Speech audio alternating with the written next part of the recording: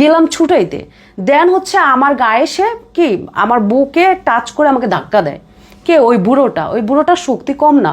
ওগুলো তো আর আপনারা দেখেন নাই। তারপরে হচ্ছে এক পর্যায়ে মারামারি, ওইটাই এইভাবে সে আবার আমাকে বাজে কথা বলছে। আমি তাকে মারতে গেছি, ঠিক আছে। আর আমার মারটা এরকম আহামরি ছিল না, হয়তো ফিল্ম স্টাইলে, অনেকে বলে ফিল্ম স্টাইলে আমি মারতে গেছি। হ্যাঁ, আমি মারতে গেছি, ওইভাবে তার মারা হয়নি যেভাবে আর কি ইয়ের মধ্যে দেখানো হয়েছে।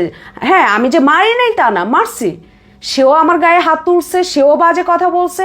তো আমার সাথে নোংরামো করলে, আমার সাথে অপরাধ করলে আমি কি তাকে ছেড়ে দিব না? এটা কেমন কথা? তাহলে 5 তারিখের পরে কি স্বাধীনতা পেয়েছি?